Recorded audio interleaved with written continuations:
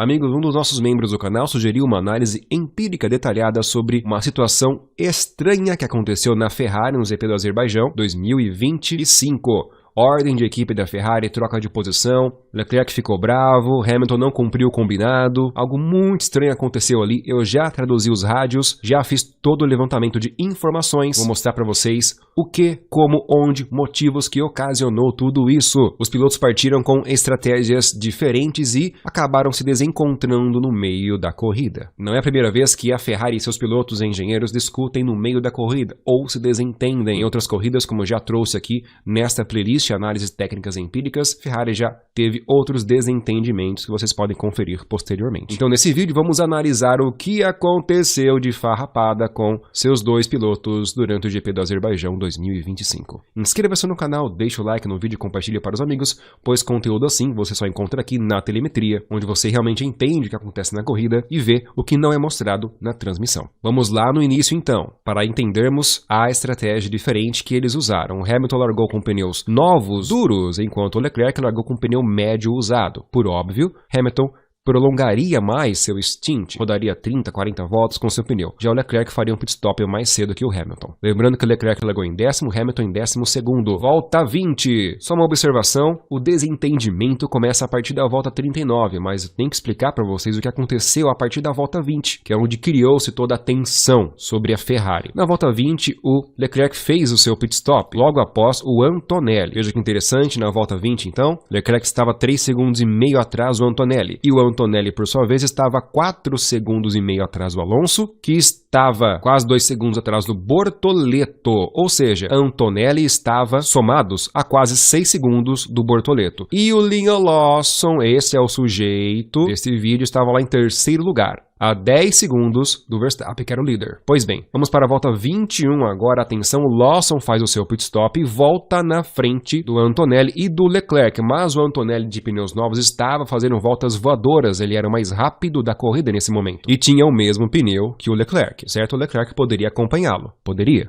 Agora vamos para a volta 26, 5 voltas após essa situação, olha só o resultado que temos. Leclerc saiu da 12ª colocação, foi para a 11ª colocação, e o Antonelli saiu da 11ª colocação, foi para a 8ª colocação. Antonelli ultrapassou Bortoleto e Liam Lawson, e o Alonso fez o pit stop e foi lá para baixo. Agora voltamos para a volta 21, o Leclerc, o que ele fez? Não conseguiu ultrapassar ninguém, só ganhou a posição do Alonso, que fez o pit stop, por isso o Leclerc ficou aqui na 11ª colocação, no vácuo e DRS do Liam Lawson. E atenção, Lawson estava com pneus usados duros, mesma composição do que o Leclerc, mas o do Lawson era usado, ligeiramente mais lento que o Leclerc. Volta 27.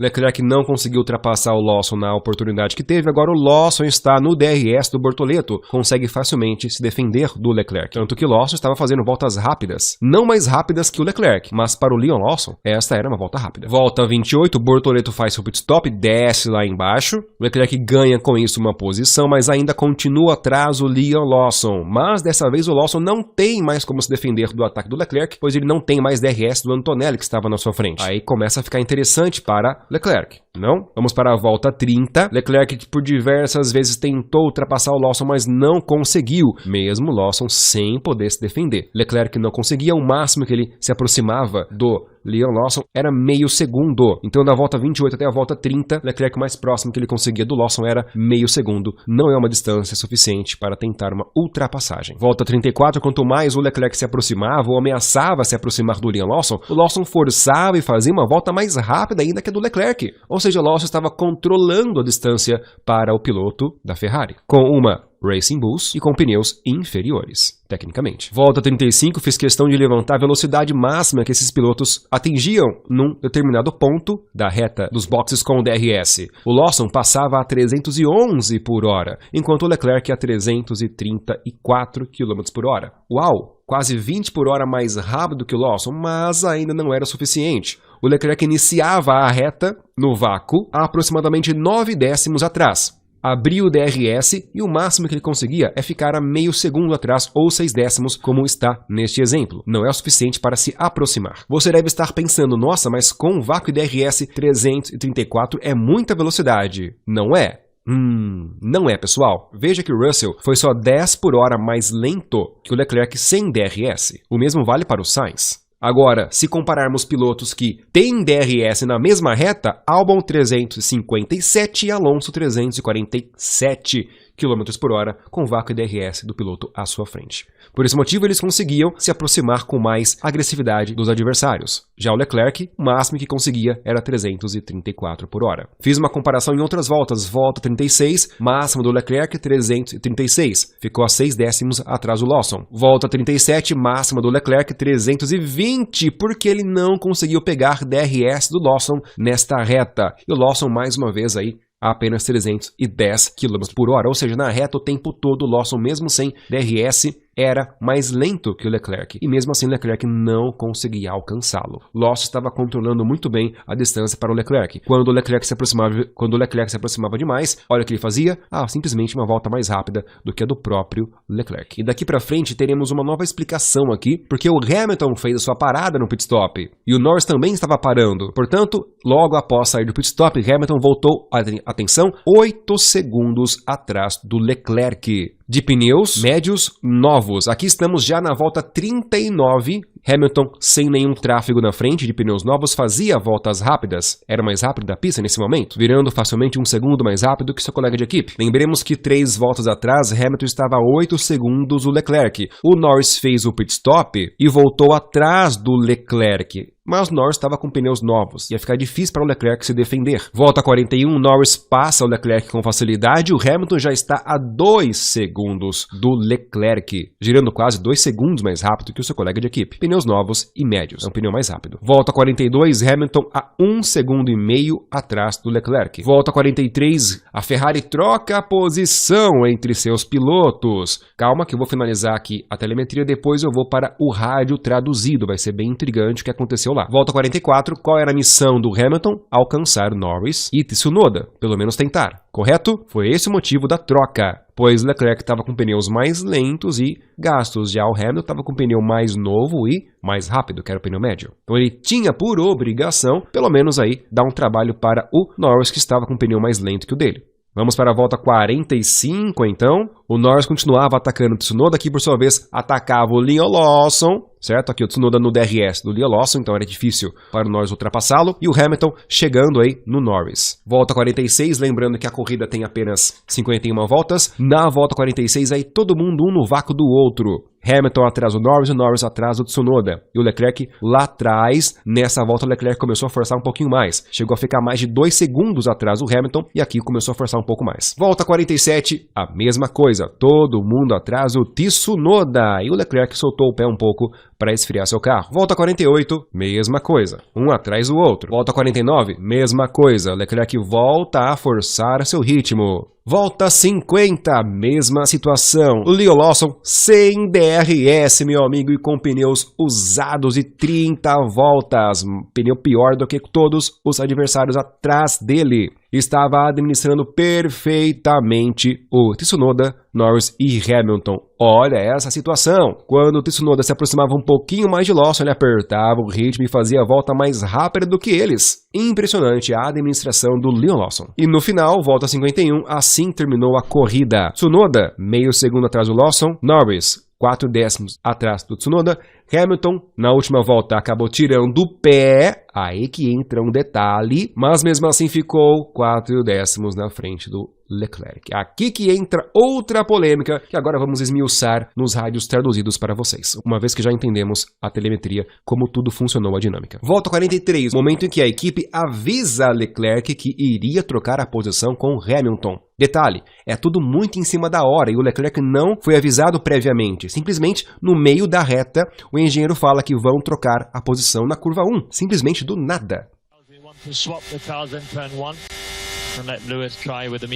Para deixar o Hamilton tentar com os pneus médios. É isso que o engenheiro falou. Leclerc tira o pé e o Hamilton passa pela melhor parte da pista. Olha só como o Leclerc tira muito o pé aqui, tá? Ele tira muito o pé. Após a ultrapassagem, Leclerc fala no rádio: olha, eu não bati, é o que eu espero. Mas ok, se o Hamilton não se importar, eu vou ficar mais próximo dele, beleza? Só isso que ele fala. Troca de posição na volta 43. E o Hamilton também foi avisado totalmente em cima da hora, queria trocar a posição com Leclerc. Praticamente quando ele ultrapassou o Leclerc apenas, que foi avisado a ele que iria trocar a posição. Hamilton não fala nada sobre isso. Volta 45, Hamilton ainda na caça dos adversários à sua frente, e ele solta essa no rádio. Dizendo que os caras estão muito rápido, mano. Volta 46, Hamilton recebe sugestões do seu engenheiro de como ele pode melhorar a sua performance. Hamilton fica empolgado e fala: Ok, potência total, preciso chegar neles. Essa já era a volta 46, a troca de posição foi na volta 43. Volta 49, Leclerc, um pouco mais atrás, manda essa no rádio. Perguntou para seu engenheiro: se o Lewis não conseguir passar na frente, devolve a posição ou a gente passa reto? O engenheiro respondeu que depois ele responderia isso. Isso foi na volta 49. Volta 50, Hamilton reclama do seu carro, dizendo que ele precisa de ajuda do DRS. Mais dicas do seu engenheiro, pois a traseira do carro estava ruim. No final da mesma volta, a volta 50. O engenheiro responde que falta 2 voltas apenas. E Hamilton fica empolgado de novo, dizendo: deixa isso comigo, mano. Agora, volta 51. Lembra daquela pergunta que o Leclerc fez para o seu engenheiro na volta 49? Dizendo que se o Hamilton não conseguir, iria trocar a posição? Então, o engenheiro respondeu só na volta 51, que é a última volta, que iriam destrocar as posições no final da volta, na reta principal, se o Hamilton não fizesse outra tentativa para ultrapassar os adversários à sua frente. Isso aqui era a volta 51, a última volta. Já estava em curso, então tinha só mais uma volta para o Hamilton tentar ultrapassar. Agora prestem atenção. Já é a última volta. Esse aqui é o rádio do engenheiro do Leclerc. Ali na frente dá para ver o Hamilton. Essa aqui é a última reta, já estão na reta final. O engenheiro fala para o Leclerc que o Hamilton vai deixar ele passar na reta principal. Agora vamos para o Hamilton. Nesse momento o Hamilton faz a última curva da pista. Já entrou na reta final. E você pode deixar o Charles passar. Ele está 1,5 segundos atrás de você. Essa é a última volta, foi bem claro. A mensagem foi completamente passada a poucos metros da linha de chegada. Hamilton continua acelerando e o engenheiro volta a falar para ele. Aí sim, Hamilton tira totalmente o pé e começa a olhar para o retrovisor. E o engenheiro fala de novo, deixa ele passar. E cruzam a linha de chegada e o Leclerc passa só depois. Agora começa um mistério, atenção. Vamos para a terceira parte do vídeo, os rádios finais. Daqui pra frente, até sair do carro, o Leclerc não falou mais nada no rádio, apenas perguntou sobre o Sainz. Is Carlos on the podium? Yes, he is P3. Good job, too. O Carlos foi no pódio? Sim, foi P3. Um bom trabalho para ele. Enquanto o Hamilton também teve rádio final. E ele falou muito. O Hamilton falou muito no seu rádio final, que eu vou traduzir aqui para vocês. Ele começou reclamando, dizendo que ele teve um desempenho insuportável, mano. É a traseira do carro, mas foi um bom fim de semana. Depois, ele perguntou para o engenheiro o quão ruim estava o ritmo dele. E completou dizendo que durante toda a corrida ele teve dificuldades com a traseira. E isso era o máximo que ele poderia conquistar. Esse carro, mano, eu estava dando absolutamente tudo, mas ele simplesmente não tem traseira. E ele disse tudo isso depois de forma tímida perguntar qual posição ele terminou. Ou seja, Hamilton, após a corrida, sabia que tinha terminado na frente do Leclerc. Mas nós vimos os pilotos Ferraris mais tímidos no rádio. Normalmente o Leclerc mandava um podcast no rádio, como ele já fez em outras corridas. Ele pressionou tanto o botão do rádio que até chegou a perder tempo de volta, só para reclamar da situação na corrida dele. Eu já retratei isso em outras corridas e os vídeos estão publicados aqui. Mas desta vez ele não falou nada. Porém, nós temos a entrevista pós-corrida deles. Então vamos lá? Leclerc confirmou a estratégia diferente do Hamilton, disse que ficou preso atrás do Liam Lawson durante a maior parte do segundo stint, mesmo em estratégias diferentes, então por isso não conseguiu ultrapassá-lo. E Leclerc justificou essa derrota por causa de um pequeno problema na unidade de potência, o que afetou o ritmo dele por algumas voltas. Pessoal, lembra que Leclerc ficou muito lento atrás do Liam Lawson, mesmo com o DRS ativado, então esse pode ser o motivo, problema na unidade de potência. E no final das contas, ele culpou esse péssimo resultado com a péssima qualificação que ele fez. Ele cometeu um erro no Q3 e acabou largando na 10ª colocação. Já o Hamilton disse que é decepcionante, que lutar pela 9ª e 8ª colocação não é o que ele quer, e também colocou um pouco de culpa na qualificação que ele dele foi ruim, então ter uma boa qualificação é importante. O chefe da equipe reforçou o problema que o Charles teve no motor, que agora a equipe vai investigar. Foi algo muito sutil, mas foi o suficiente para impedi-lo de ultrapassar na linha reta, o que explica o fato de terem ficado atrás do Liam Lawson. Mas o maior arrependimento é, de fato, a qualificação, que foi muito ruim.